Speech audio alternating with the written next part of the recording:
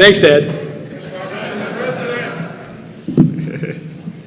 So I just want to ramble for a couple minutes here before we actually get started on this first panel. Thank you all for coming out. Have you introduced yourself, Jason? I'm about to.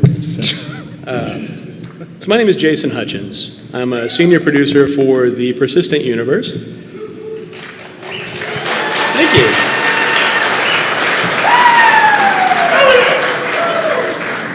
On the panel here, we've got Tony Zurovic.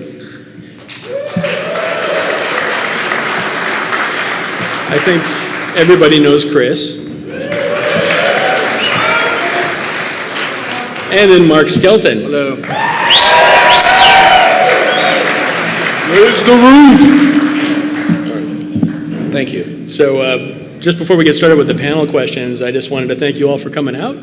And if you've got any commentary you'd like to go ahead and put up on Twitter, you can do that right now using the old Star Citizen Town Hall hashtag, which we just made up a couple hours ago. That's the beauty of social media. I'd like to personally welcome everybody to the Indiana Jones set today. I think there's going to be a big ball coming through the screen, so the front row just prepare to jump. Yeah. Jake, write that down. It's great to see so many of you out here. So I don't know, how many of you guys are going to PAX as well? I think a few of you do. I can't. It's so dark out here for me. But no, it's great. I mean, the only thing I'll say for what we're doing today, it's a little different than what we normally do because we normally have much more of a sort of polished demo and presentation. What we decided to do this for this town hall is sort of maybe have it a bit more of a sort of Q&A and a debate and sort of show you some of the stuff that we're working on that we're actually going to be properly showing at South by Southwest in about 2 months' time. So this isn't quite as polished or put together, but it's much more like seeing a jump point article of behind the scenes of how stuff was happening, but before it's actually finished. So hopefully you'll enjoy it. We're going to kind of go into some depth, but there's some pretty cool stuff because it's all about the persistent universe, which is, I think, the area that everybody wants to spend many years adventuring around in. But I'll let you over to Tony, who's the directing the persistent universe and doing a really great job. Hello. My first forum like this to where I'm actually in front of a crowd. It's actually very interesting to see the level of energy that you guys have brought to this thing in person. I've seen lots of the videos in the past. That was one of the things Chris first showed me, I guess, a year or so ago, and it's very different, from the traditional development, process to where you kind of go off, work work in a room, throw your product out, and only then do you actually find out whether or not a lot of the design choices that you've made were the right ones or not. And so I just like to say that it's actually very nice to be able to throw bits and pieces of the game out well in advance, get feedback, and then trust me, there's lots and lots of readings of the forums and the comments and basically integration of all those bits and pieces of information back into the final product. So I look forward to hearing from you guys in the future. There you go. And I just want to spend a couple minutes right before we get started on this first panel just to say that we've got another panel later today called the Game Ideas Forum. It's less of a forum and more of a elevator pitch. So get your ideas together. You're going to get about 60 to 90 seconds to pitch that to us. So think about that in advance, and we'll be talking about that more at 5 o'clock. So for this first panel, the path you choose. We spent a little bit of time talking about what we want to talk about up here and collected some fan questions and also polled ourselves to think what should we be talking about. So that's what we're going to talk about now. The first question we were thinking was, how customizable is my character? Can I layer my clothing? Can I select my face, my hair? my hair color. Can I wear jewelry? Can I specify whether or not I'll be thin? I like how I have 2 mics here. That's pretty cool. So the answer to that is yes. Excellent. So the last few months, we've really been focusing on characters and character customization. We've listened to you guys, and you guys wanted more flexibility with the characters, and so did CR. So we kind of set down this path of how do we achieve what you guys want to see. We've been working pretty close with the UK studio, as you know, Squadron 42 guys. They have been setting up a pipeline for how character customization is going to work. As a matter of fact, we just had, not too long ago, a character summit in the UK to talk about that, which went really, really well. A lot of the things that we're going to do are things like layering now. So you can have various shirts with jackets, with pants tucked in, untucked in boots, untuck your boots, things like that. So a lot more flexibility than we had originally planned, which is good. I mean, it forced us to think through the process and figure out the best way to do this. We've also done things like switched out our base mail for a complete body scan. Now what this does is obviously the resolution and the fidelity goes way up when you do that. We have an actual physical scan that we can adjust and build around, so we get a lot more like real world body matrix that way, which is great. Also, we decided, so Chris, you know, had been looking at obviously Rise for a little while, and he wanted something a little higher, you know, as far as the fidelity of the face rig and to be able to have emotion in the face. And so we were looking around for a little bit, and we started talking to 3 Lateral, which is, they're actually the company, one of the companies that was responsible for Rise. They were really interested in the progress, or they were really interested in the project and wanted to come on and help us. And it's fantastic because they already had a lot of technology that they had learned from Rise, because they were using the same CryEngine base as we were. So started working with 3 Lateral and got some fantastic fidelity out of their head rigs. So just the fidelity in the face and the way that the face is structured now and works is incredible. And you know, soon you guys will be seeing a lot more of that. Per the stretch goal, we got a fantastic face scanning and body scanning rig, which has been set up at the UK studio.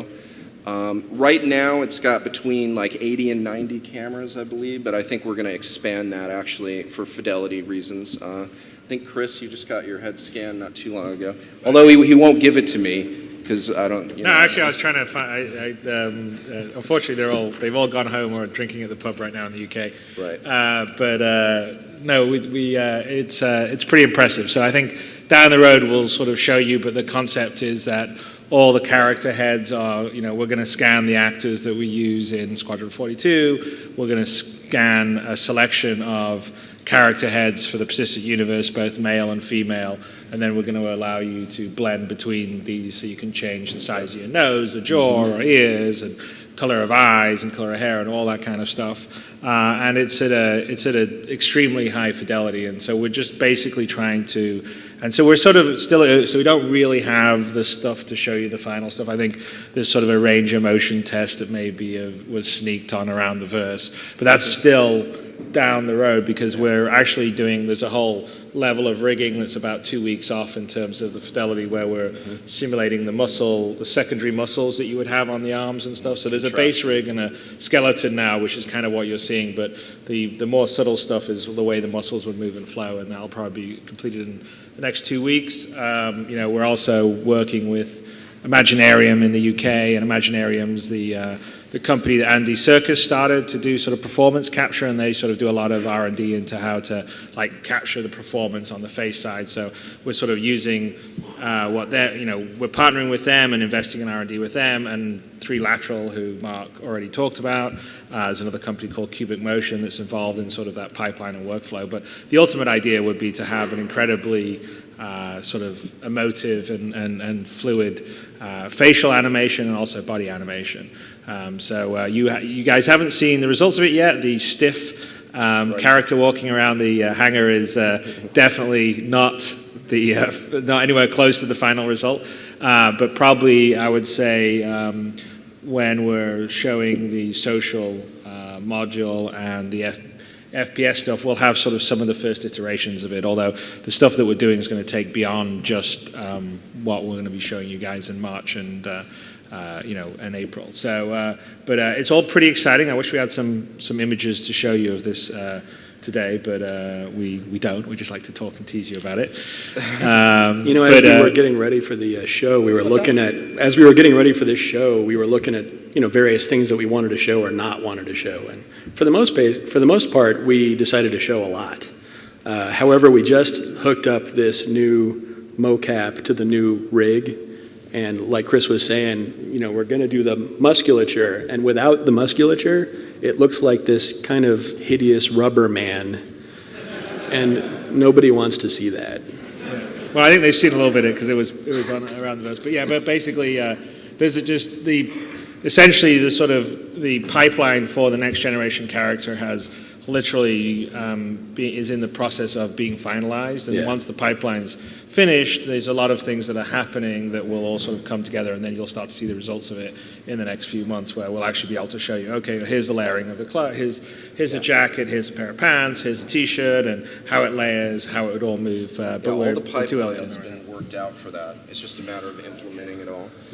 Going through some of these other questions, can I layer my clothes? Yes. Can I select my face, my hair, my color? Interesting thing about my hair, we've been looking into alternatives for the way that we do hair. Now, traditionally, you've seen in the past where we call them fins, which are pieces of geometry that make up like a head of hair, and that's really old school. At the moment, we want to go beyond that and do something better. We've been looking into a couple of ideas. There's this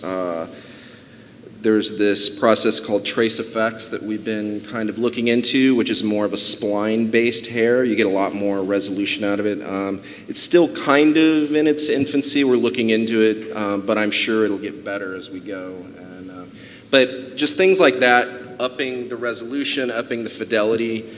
We're always pushing for that. I know Chris is always pushing for that because he wants the absolute most emotive and realistic looking human that we can possibly do. So we've been putting time and effort into all aspects of the character customization to allow for that. Some other things, yes, the color of your face, you'll be able to adjust. Can I wear jewelry? Absolutely. I think we're going to absolutely do that.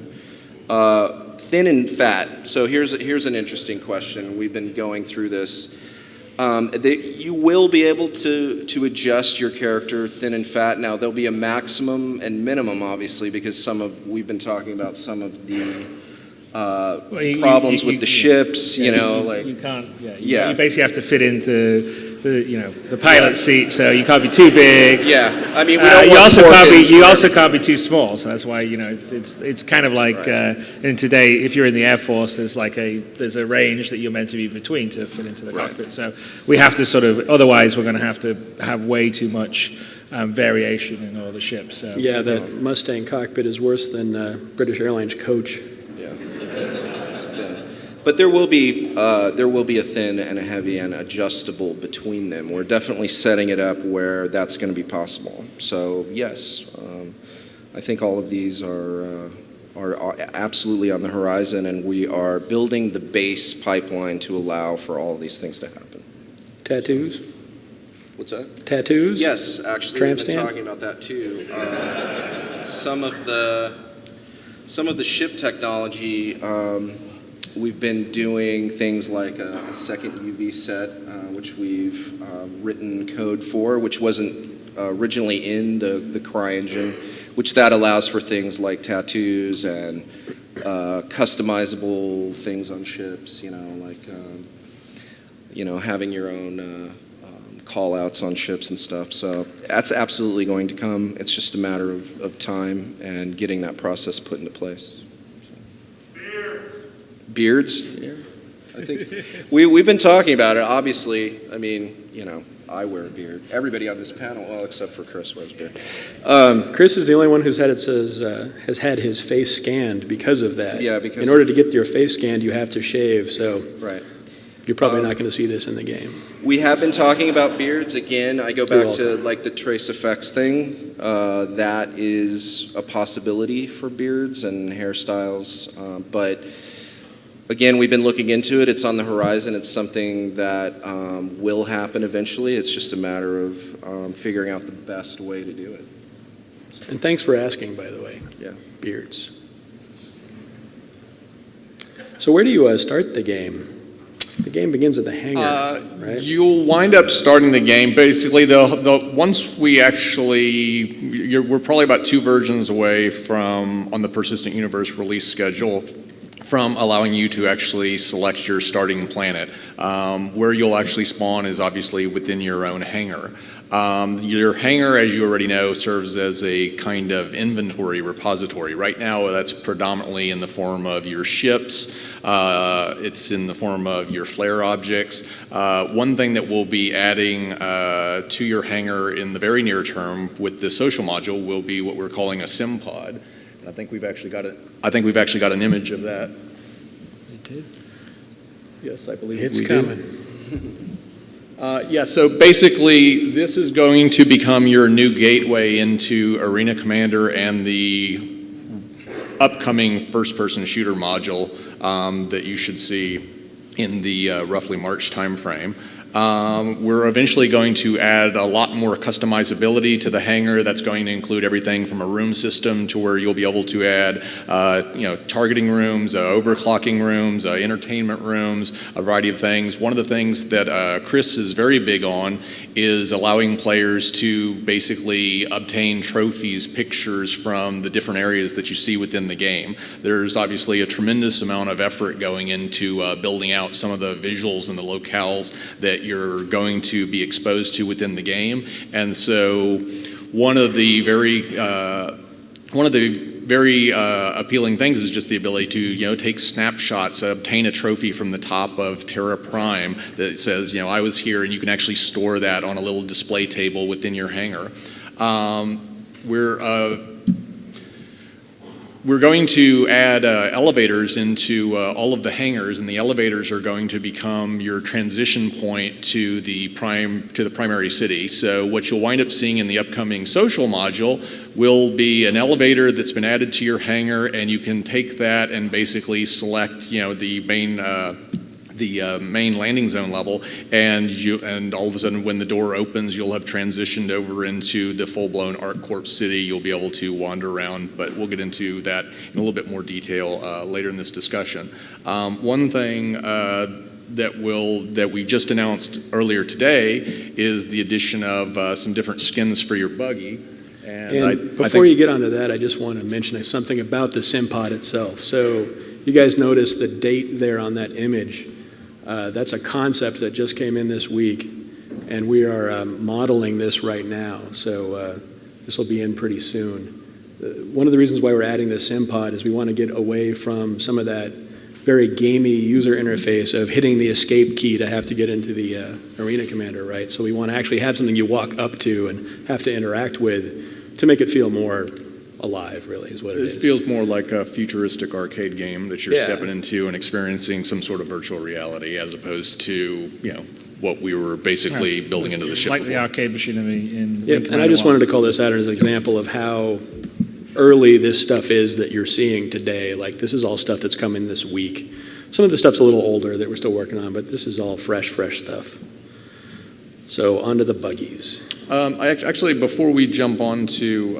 away from the buggies. Before we jump onto the buggies, there's one other other large feature, it's still a ways off, but obviously a lot of you know we had to put in kind of a stopgap measure because the number of ships that you can fit into your hangar is limited to 5 right now. And we had played with a few different things. Were we going to expand your hangar horizontally? Were we going to expand it to different floors vertically? And then that winds up becoming very impractical. You want to go get a particular ship, you got to take your own elevator within your hangar to your 6th floor, go get your Hornet, then you can finally leave. And so one of the things we'll wind up adding in the relatively near term will be the concept of an automated loading hangar, such that you may still only be able to have 5 ships visible at any one time, but as long as you've got one of these auto loading hangars, you can go to a little display panel and select which ship you want on which pad and bring it up right then just via a whole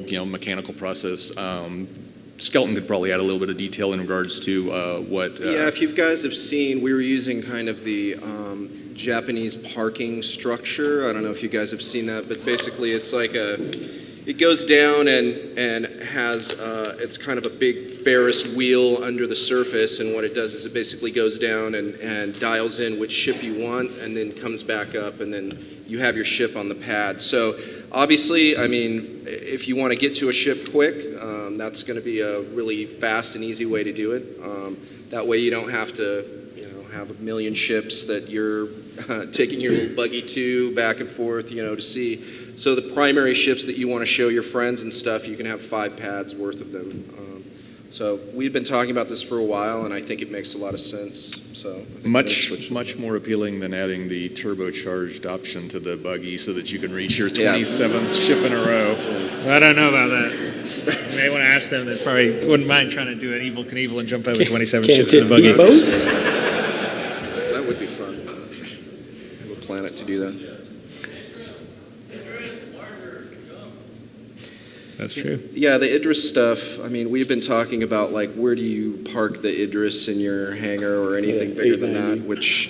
Wherever it wants. Yeah, wherever it wants to go. I mean, initially, I think we've been talking about maybe, parking it in orbit and then taking jump ships down, but that hasn't completely been worked out yet, but I mean, that was kind of the premise. One does not simply park a bingo carrier. Right. Exactly.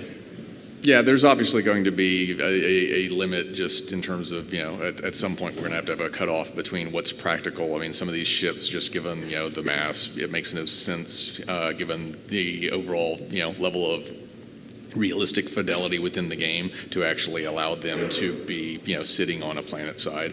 And so, what is the largest ship we fit in there right now? I think the Retaliator fits in there, but I think we've the Caterpillar I thought was the largest.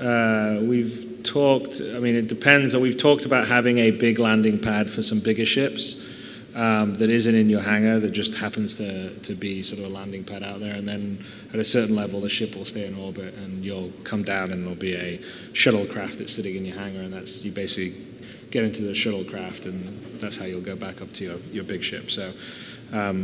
So we'll just have to see, because the Idris is twice the size of what it used to be. So it's a big ship. Yeah, that may stay in orbit. It may not stay in orbit. But basically, that was the idea. Would be that the bigger ships like the Starfarer and stuff would have they'd be out on sort of a jumbo size landing pad in whatever the spaceport is on the planet you're on,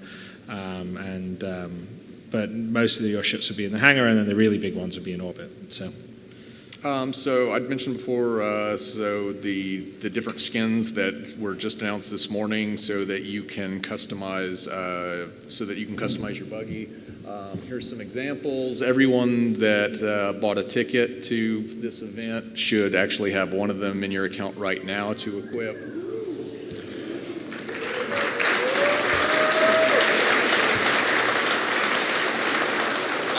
I think the one that you'll get for this event will be the agate gray there. Yeah. Then the other thing to be pointed out is, as Mark was saying, I mean, we now have sort of paint technology in it. It's what's used on the variants like the 300, like the 315, 325, 350R. It's used on the Auroras. So we're actually now going to be starting to do all the skins that we have for the ships that we've I think quite a few people got years ago and have not actually seen them on the ships yet. So we'll be starting to do that. Basically what has to happen is they have to do a second UV set on whatever the item is, whether it's the buggy or the ship. It takes quite a while for an artist to put the second UV set on, but once it's on, then you can apply any sort of paint scheme to it. And it actually happens inside the shader. It's pretty cool.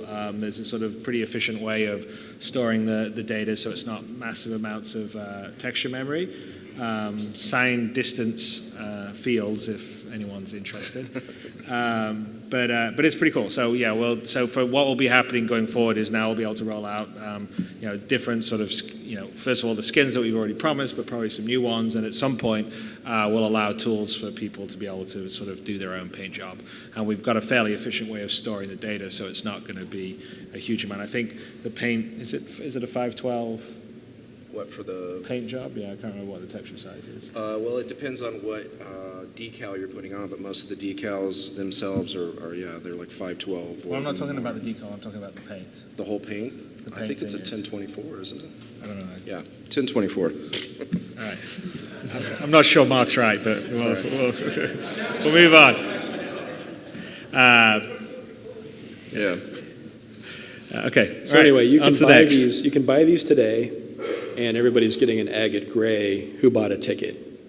So thanks.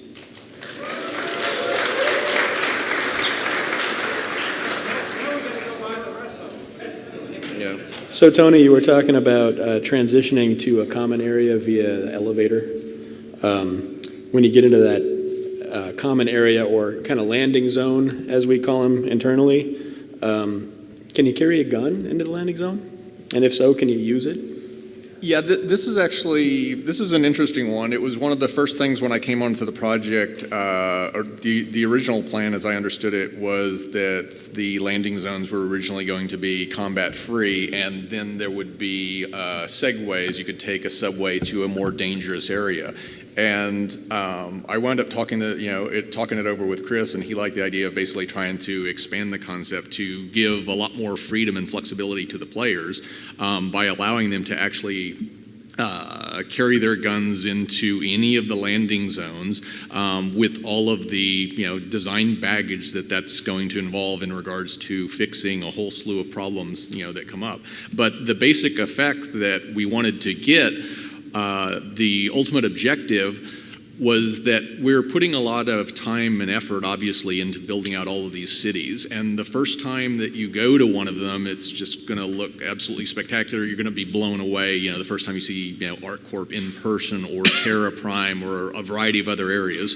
But the problem is, you start thinking forward and thinking, well, the third time, the fifth time, the 10th time that you actually visit that, no matter what we do with the NPC AI to basically look like a living, breathing world, when nothing out of the ordinary can ever happen, at some point it starts to feel boring. It starts, you lose that sense of tension, of anxiety that you get when the unexpected is possible. When even if it's unlikely, combat can occur.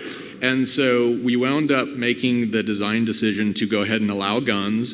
And what this is going to wind up doing is when you go to a planet in the daytime, there will wind up being a variety of security mechanisms in place to prevent this from ever getting out of control. But that will be scaled according to how much security we want in a given area. In some places, a major hub, a Terra Prime, something like that, there will be so many security guards, there will be security cameras, there will be automated turrets, and they're so advanced that as soon as you try to pull a weapon out in a given area, you'll immediately be stunned. You'll wake up in the hospital, you'll be fined $500, and they'll tell you quit being so bad.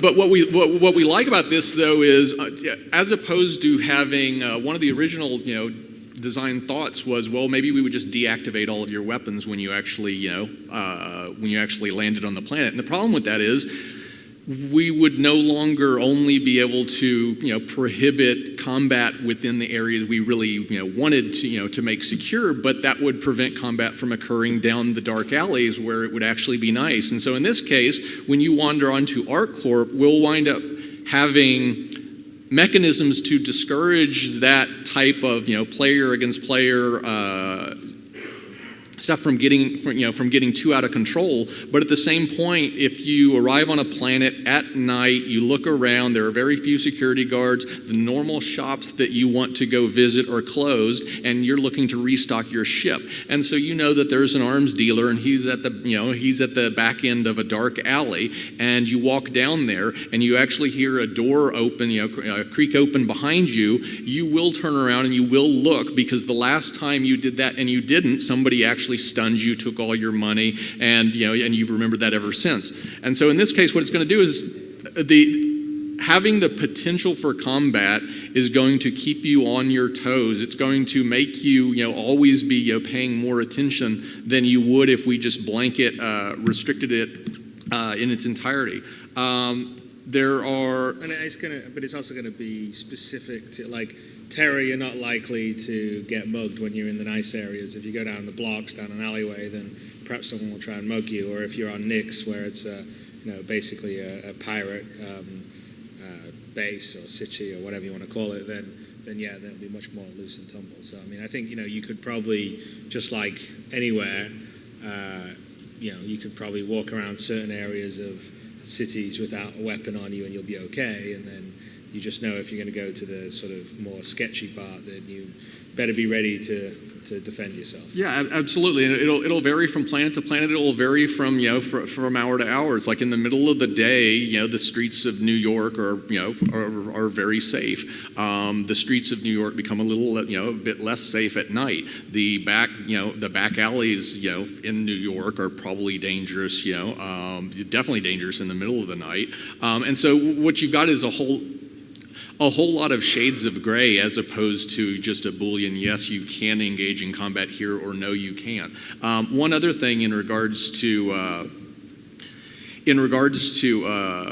preventing griefers, because obviously this is the type of thing to where it sounds very good in practice, and all of a sudden you get one or two guys that want to screw with the other players, and it just it snowballs out of control, and a whole lot of players gameplay experiences are ruined because of a few bad apples. And so we've got this concept to where every time you land at a landing zone, whether you go through the public landing zone or your own personal hangar, you have to, just like in the real world, you have to pass through customs. And at customs, there's the concept of whether or not you're actually authorized to carry a weapon into that area. This is also where they would turn you away if you've been banished from that planet. And so if I were to wander over, on a planet that actually had a concept of law and order, this might not apply at all to Nyx, where, if you go in, you just need to, mind your own security. All bets are off. But if you're in a place that's actually got, some level of security, like I said earlier, if it's Terra Prime, as soon as you go to pull your gun, there's going to wind up being an automated turret. It's highly accurate. It's going to stun you. That's it. There's no chance. But in a variety of other places, ArcCorp will probably have a little bit lower end turrets. They're not quite as accurate. They don't actually fire until you fire on someone else, and then only if they don't actually have their weapon pulled or they haven't actually fired at you. And so if you wind up shooting unarmed people in a secure area and you wind up getting caught, then on these planets that have this concept of customs, what you'll wind up having is your license to carry would wind up being revoked, such that the next time you actually come to that planet, and this would probably persist for some number of real-time hours, you wouldn't be able to carry a weapon. And so there's a real penalty applied in terms of I was able to inflict some pain or damage or whatever to another player, but I'm no longer able to do that. We've instantly flipped a switch, and you can't do that for another 24 or 48 hours. And this actually puts you at a real disadvantage, because for the same reasons, like now, imagine having to walk the streets of New York late at night, and you can no longer be armed, and it's extremely dangerous. Similarly, if you wind up... And I mean, the other thing is that we also, since we can't have all the players all in the same room at the same time, we instance stuff. So we matchmake in the instancing. So one of the things we will definitely do in the algorithm is we will try to sort of separate griefers into griefing pools, if that makes sense. So you can grief each other if you like to grief each other, but not necessarily. And it's actually quite easy to do. Like, it's quite easy to do. I mean, the system that we have, which is, it works the same way in space, but also down on the planets, is you basically go in and out of sort of containers, which is the instance. And so we're always putting you in and out when you go to a new area in space, or the same would probably happen in a big location on a planet side where you would go into the concourse, and the concourse would be sort of its own sort of area where there'll be multiplayer, and you'd be leaving, say, your hangar, which is not necessarily the same instance of multiplayer, into the concourse. So we can sort of decide, who you see. Do you see you're seeing your friends, seeing your enemies, people of similar skill levels, and so that's another sort of tool we can use to kind of essentially make everyone's game experience as positive as possible. But I mean, I think the real thing to point out is that I would say that there is, we definitely have PvP in the game, and players working together in co-op. But there's, as we've said, there's 90% AI to 10% player population. So if we have 1 million people playing the game, there's going to be 9 million AIs running around simulating in that economy. And so because of that, you can also extrapolate that there'll be a huge amount of encounters that will be AI based, right? So you'll be fighting AI pirates, or if you're a pirate attacking AI traders or whatever, and so there'll be a fair amount of co-op versus AI, right? Which is what I think if you take a look at what everyone's doing right now in the game in Arena Commander, a fair amount of everyone is playing Vandal Swarm and the sort of single player or the co-op modes, and then there'll also be the player-to-player options in the game. So it's sort of like they'll always. So even though we will try our best, so like players can't grief other players, there'll definitely be like threats and stuff that will be legitimate for you to fight. Like so a mugger tries to mug you in Terra, and you pull your gun in self-defense and take him out. That's fine. You're not going to get in trouble for that. So we're going to have lots of opportunities for you to have sort of fun action and tension in places besides just the player-to-player. And we do allow the player-to-player stuff, but I guess what I'm trying to say is that, when sometimes people think about, oh, well, you're going to have a gun on planet side, well, aren't I going to get griefed by someone? And that's really not the purpose. The purpose of being able to have the weapons down on the planet side or doing the EVA into a derelict ship is really sort of for those sort of environmental encounters, which, I think, there's been some really cool fan videos that have been made about that kind of stuff, and it sort of gives you a sense of like kind of what it's going to feel like. And so we're pretty committed to sort of making the world feel alive and reactive in terms of things that you can do and the places you can do, so you don't just go down onto a planet and it's basically a glorified 3D shopping interface. So I think that's the only thing I was going to add to. Yeah, no, and that was the original design rationale is we didn't want to ever have the landing zones turn into something that you've seen 100 times before and nothing changes other than the cosmetic effects of the AI. So you'd see, the activities change, and you'd see more businessmen because the economy is booming, and you'd see, more criminals when the economy is doing less well. But if none of that can ever directly affect you, except insofar as, commodity prices and the missions and stuff that are available, that you're going to lose that entire effect of ever being on edge, of ever being anxious because you kind of screwed around a day ago, you shot another player, and now for the next 24 hours, whenever you land on that planet, you're no longer allowed to carry a gun. And if you pushed it farther, if you actually skirted the rules and a friend of yours, he actually got into that planet and he gave you a gun and you tried to continue the griefing, well, now you just wind up getting, we basically register the fact that you had already had your license to carry revoked. Now you've been caught, griefing, killing a player in a law and order, type of area again. And so now we basically flip a switch and you're literally banished from that planet for the next 24 hours. And so, hey, Tony, whereas you could still grief, you would not be able to grief for very long. Tony, is it true that Mark Skelton has already lost his Area 18 privileges? I don't think I ever had them, to tell you the truth. He's actually just allowed. He's on.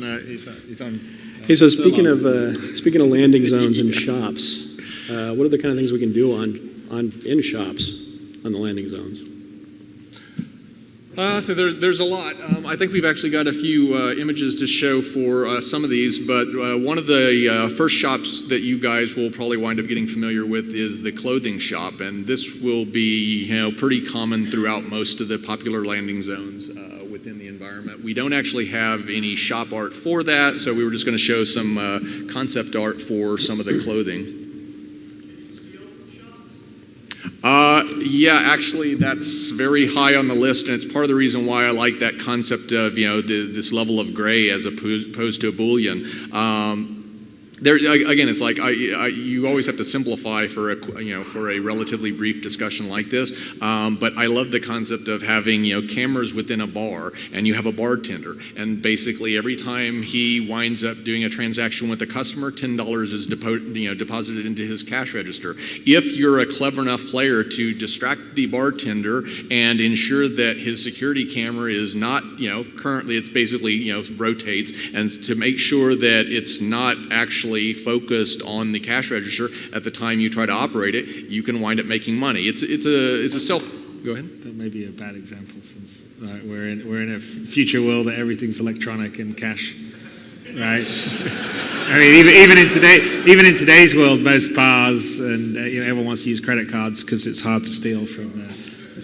I guess all I'm saying is it's not going to be a cash-based business in the future. It's another kind of mini game. There are quite a few things that wouldn't really be there. I would think that you would have the opportunity to steal some stuff. I was just saying I don't think the stealing from the register is necessarily probably one thing we'll implement. We don't have physical money in the game. Guns, muggings, you name it. Yeah. Hey, Mark, let's talk about Megan's concepts here a little bit. Yeah. So here's some of the initial concepts where we are thinking through some of the layering system. You see, some people have base shirts with jackets on top and various things. Obviously, with the NPCs and stuff, they need to be environment specific. So these specific ones, I think, were for Terra, I believe, initially. But obviously, we're going to mix and match. You guys are going to be able to wear pretty much what you want. Yeah, the cargo point. Yeah, see, those are up there in the left corner. That's my style, the maintenance going. But basically, thinking through the characters, we have expanded our flexibility as far as what you guys want, as far as depth of use, and obviously everything that you see should be character customizable too. So you see a fashion on the street, you like it, you can go to the store and buy it if you like. I hope so. It should be. But that is a Chris Roberts call. But we can anyway, do the gold shirt. The gold shirt? Yeah, the gold shirt's expensive. You got to go to one planet. It is. Planet of Hazy Thoughts. One planet, and it's way on the edge of the. Yeah. Can I steal? You got to go through 10 wormholes. Yeah, it's like Indiana Jones. You got to go through the temple and finish the. You will definitely probably almost die going to get it. So we've got other shops to talk about as well. So what we brought for you is the shirt off a guy's back. Can you steal the shirt? I guess if you want to get electronically shot, steal his shirt. Yeah, you can say, "Give me all your clothes." Yeah, you could hold me up. I Hold guess. someone up, give me all your clothes, and then you can walk around in his underwear. So it draws the line. Underwear, so you can basically take the overshirt. Yeah, I think we baked the underwear. Undershirt. The underwear's baked into the mesh. You can't go below the skivvies. I'm sorry. we have some concept art here for you. Actually, this isn't concept art. This is actually some game walkthrough of some various environments that we've got going on here. So the first one is the Astro Armada, which is a ship seller. Oops, my bad. Better go back. One more time. Please play. This time for sure. So yeah, Astro Armada is kind of a upscale, kind of a Ferrari dealership. I mean, we're still kind of working on this. You guys are seeing Whip for sure, but well, it's got a bunch more stuff to be done, right? Yeah, it's got a ton of stuff to do. Atmospherics, more detail in it. So this is just literally what behavior is given as their sort of update progress on these locations. These are basically all the locations that are going to be these are in all the planet side module. that we'll be showing at South by Southwest and then releasing afterwards. We're aiming to actually have all of the initial half dozen shops. Eventually there will probably be, I say eventually, we're aiming to probably have 9, 10, 11 variations of shops, different things and stuff by the end of this year. But obviously over time that list is just going to expand. And so a lot of what you'll see here in terms of shops these are at the 50, 60% completion stage. Dumpers Depot is actually obviously where you buy and sell a lot of secondhand, scrap materials and stuff like that, used parts, etc. You can get things that are not necessarily in pristine condition or the latest and greatest, but you can get it a little bit better prices than you could get at one of the full-blown retail stores. But you risk getting lockjaw by stepping on a rusty nail. And so Cubby Blast, this is the personal weapons store. This is actually one that we're doing a lot of work on the user interface right now, and that's another thing that we're hoping to deliver with the social module in late March, give or take, which is the full ability to navigate through the inventory selections for the stores. You won't yet likely be able to purchase anything, but you'll be able to get a very good sense of how the interface for browsing and inspecting and finding out basic informational statistics on the weapons works. How are Capship stock their armories? Are they going to have like a set up with the stores themselves where the captain can purchase? Yeah, well, the way the purchasing is going to work on most of the stores is you're going to go in with your Moby Glass and you'll look at all the physical stuff and it'll have prices and you'll say, I want to buy it. You could say, I want to buy 1 or 2 or 3 or whatever you want to do. You'll do the transaction over your Moby Glass and then in most cases the item will appear back in your hangar or in your ship or something. And so that's kind of so you don't have to like wheel a cart of weapons out of Cubby Blast. And that's it's like they deliver them to you after you've bought it. And that's actually true for a lot of things. I mean, if you're already wearing as many layers of clothing as you can, and you buy additional clothing, and you don't want to sell you don't want to swap out what you currently have, then the clothing would be delivered to your hangar. The same thing for personal weapons. You want to buy several different rifles. You want to buy a large chunk of ammunition, parts for your ship. In general, kind of like what I mentioned earlier, is like your hangar is going to become more and more this large repository for all of your stuff. I skipped ahead to the medical unit because of the rusty nail comment. I couldn't help myself. So on the art side of a lot of these stores, what I'm trying to attack it as is to give a lot of these stores, obviously, personality when you walk in. We've got a wide variety of stores, everything from corporate chains to kind of mom and pop, scary gun store owner, redneck guy. I think Cubby Blast is not a chain, right? Yeah, Cubby Blast is not a chain. Astro Armada is a chain. Mm-hmm. I actually think Dumpers Depot is a chain, isn't it? Dumper Depot is a chain, yes. So I guess the idea is on a lot of planets you've got, just like we do, you have Best Buy stores around here, right? Well, Best Buy stores kind of look the same. Mm-hmm. So there is the chains that you'll sort of see on a lot of planets, and then there'll be unique stores that'll be on planets. So whatever, Cubby Blast is one.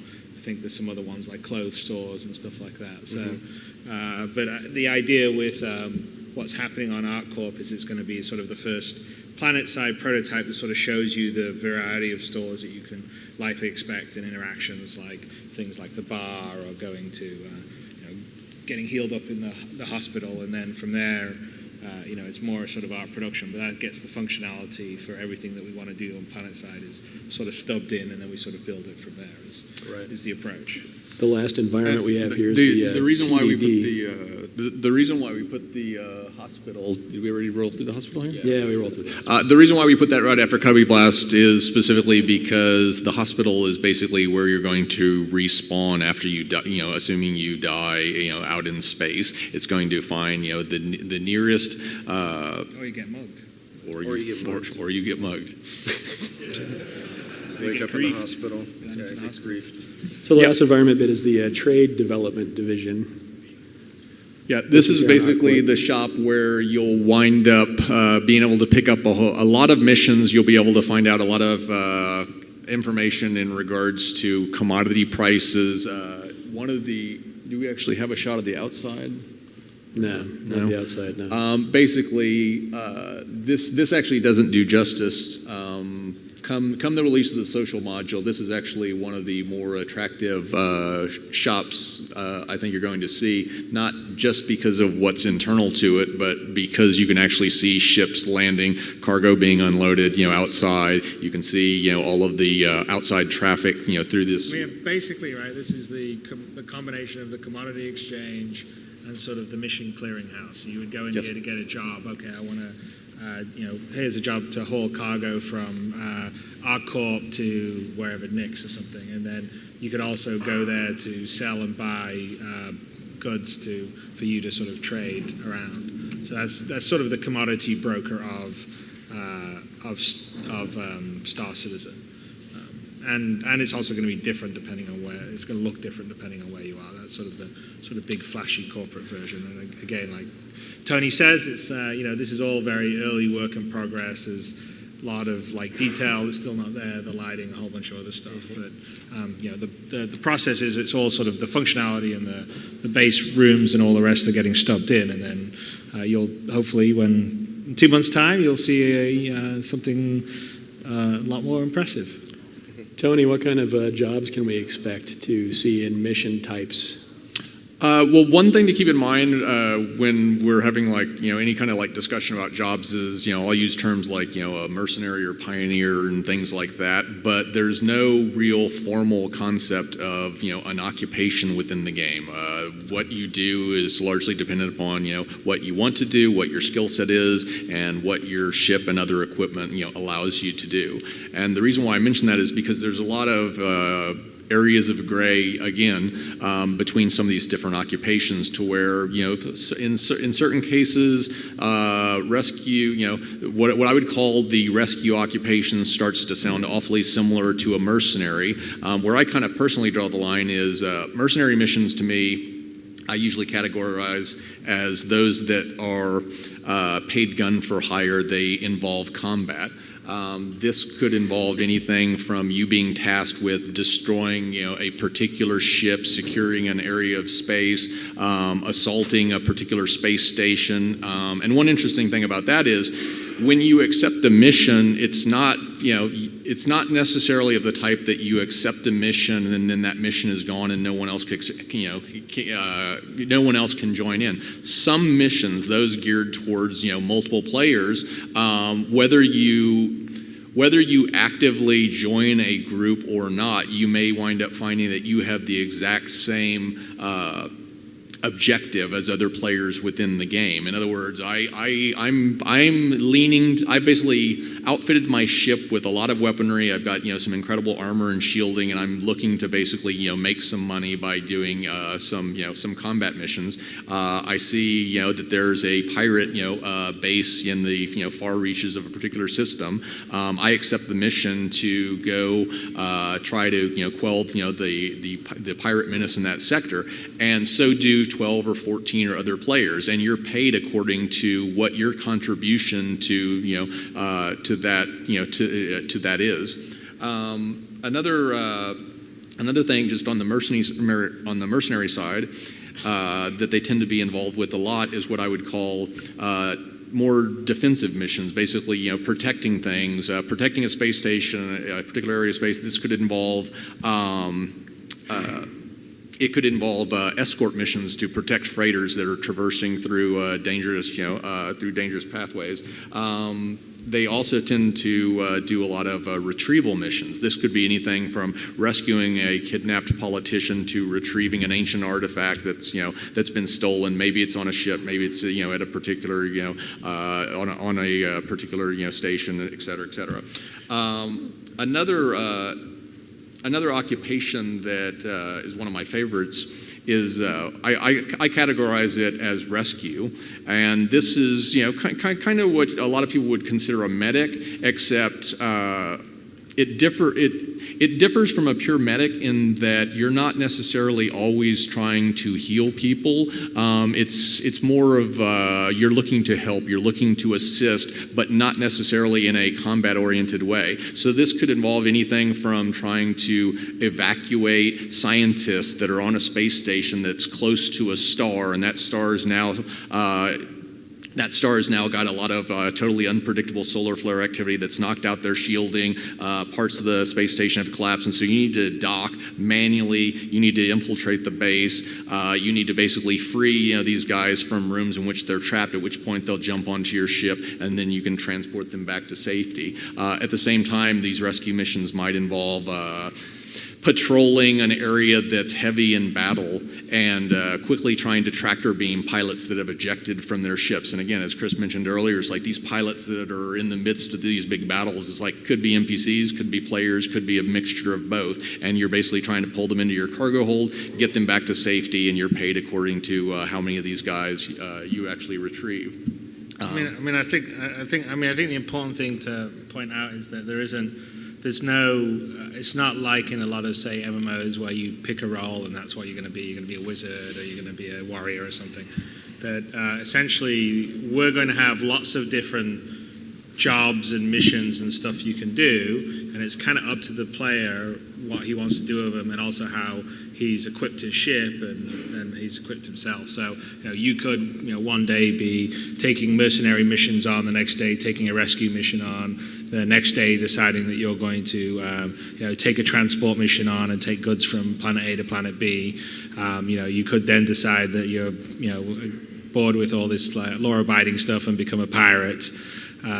Maybe hard to go back into sort of the well-policed areas if you become a known pirate and do some of the other jobs. But essentially, the idea is we're just thinking of lots of different things for the players to do that, it's up to the players to sort of decide kind of what roles they want to do. And we're also looking at, doing roles that are sort of non-combat oriented. So obviously, things like mercenaries and bounty hunting is all very combat oriented, but there's other ones that should be less combat oriented, like the rescue ones, but being mining or So Chris, I've got a question for both the panel and the audience. We basically have a choice between taking some questions at the end of this panel or hearing more about kind of non-combat and multiplayer oriented professions. So questions, multiplayer professions. I thought you'd say that.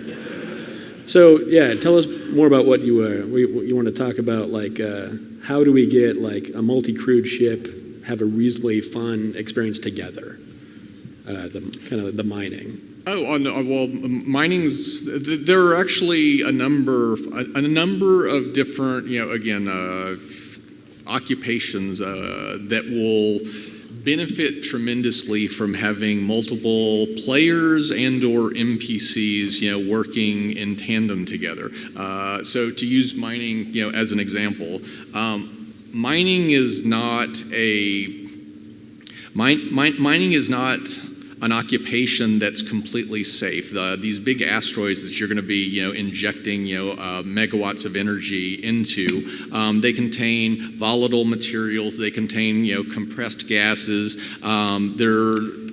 There are a number of ways by which you can wind up, blowing these things apart as opposed to just extracting the valuable materials that you actually want to get. And so the first thing when you actually go into an asteroid field that you'd wind up doing is you'd have a dedicated scanning operator, and his entire purpose is to basically help you figure out in this vast field of thousands of asteroids which ones have a component, constitution that's attractive given what you're actually after, given what the prices in that system, warrant you spending your time trying to extract. So you've got a scanning operator. You've obviously got the beam operators, which are going to be the guys on the ship that are actually directing these mining lasers that are injecting, injecting these beams of energy into these asteroids in order to extract fragments that that a cargo loading operator would then seek to maneuver within the ship. And the way by which this works for the cargo operator is he's basically got a repulsor and a tractor beams. A tractor as opposed to tractor. They're actually a little bit different in regards to how we use them within the game. So the repulsor beam obviously just pushes something away, and a tractor beam just pulls it towards you. And so if you kind of picture looking out through your cargo hold towards an asteroid, which would be the point of view of your cargo loading operator, he would see each of these fragments as they're being blasted off, and all that he's essentially doing is, based upon the constitution of each little fragment, is he's applying a little force to basically try to maneuver it into your cargo hold or to push it away. The beam operators actually have quite a bit of work to do in regards to monitoring what's going on so that the situation doesn't get too out of control. We've got an exothermic reaction detector that monitors the amount of energy that's being produced. And what that's essentially doing is it's giving you a visual indication of whether or not the amount of energy that you'd expect to see based upon the beam that you're injecting into the asteroid is larger than what you'd expect. And what that would signal is that you're actually starting to generate chain reactions with some of these materials, and that becomes very dangerous because if you've got something of sufficient that's sufficiently volatile and has a sufficient explosive force, and you actually ignite a chunk of it, again, it's like you can blow this asteroid apart. And so you're constantly monitoring how much excess energy is being produced. You're also monitoring seismic activity. Seismic activity is very important in regards to mining these asteroids because some of these materials, kind of like nitroglycerin, it's like they're not necessarily sensitive to the injection of energy so much as vibration. And so there can be materials on the complete opposite side of an asteroid, and if you're basically shaking it, if you're breaking apart, if you're breaking fragments of sufficient size, you're causing little microtremors to emanate back and forth through these asteroids. And so the point is that the mining beam operators are monitoring the beams that are being injected to ensure that you're not going to blow the thing apart. The pilot is constantly rotating around the asteroid to find optimal locations. The scanning beam operator is basically identifying which asteroids are most attractive. The attractor repulsor, the cargo loading operator, he's basically maneuvering this stuff into your ship. You've got a refinery operator that's basically in charge of the mechanics that allow unrefined ore to be converted into pure materials that you can actually sell back at the major space stations and landing zones. And so this is just a small example of you could do each one of these jobs yourself, but it would be extraordinarily slow compared to basically having a well-trained group of five players. I mean, the idea is if you're doing it with a group, then you'll be able to harvest more and yield more. And if you're doing it by yourself, it'll just take you longer because you'll kind of have to do all these aspects yourself, and that'll just take some time. And if you're doing it by you can do it in single player, it's just multiplayer working together as a team. You'll make more money probably. And this is something that's true for a lot of the occupations, to where you can do it all yourself. You can run from station to station. It will be inefficient. At times it will become incredibly dangerous to do that. If you're operating the mining beam and your exothermic reaction detector spikes and it shows you, oh look, the amount of energy that's being produced is growing exponentially, even though you've completely shut your beam off, then what that's doing is signaling you had better get out of there very quickly. If it takes you 30 seconds to basically switch over into the pilot's seat, then you've got a real problem. And so realistically, for a lot of these types of group-oriented activities, you don't necessarily have to have all of these roles filled by players. There are NPC crew members that you'll be able to hire, and of course, the quality varies depending upon what you're willing to pay them on a monthly basis. So if you wind up getting, if you get a guy really, really cheaply, then he may make mistakes. If you get a guy that's extraordinarily skilled and you're willing to pay those higher wages, then he's going to wind up doing a much better job of guiding the really valuable fragments that are ejected, from the asteroid into your cargo hold. He's going to, the guy that's operating the refinery is going to do a much better job of actually, running a large amount of ore through your refinery in the most energy and therefore economically efficient manner possible than a less skilled player or NPC would be able to do. Say again?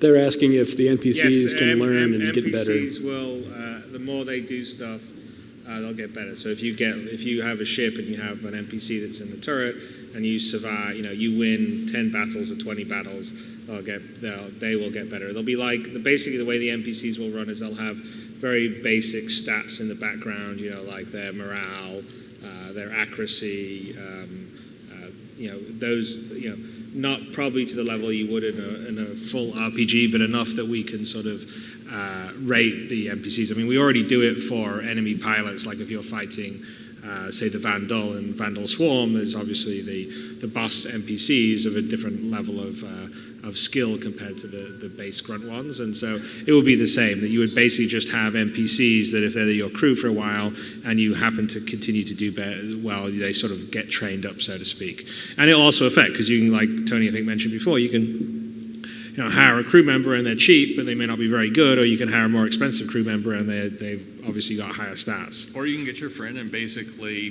what you'll wind up having is each one of these things, and this is actually a pretty critical point, that a lot of these occupations will, I actually call it specialization for each one of these things. So you've got somebody who is actually going to be an extraordinarily good pilot, given the flight mechanics that you're going to need to employ for this particular type of job. Same thing for a refinery operator.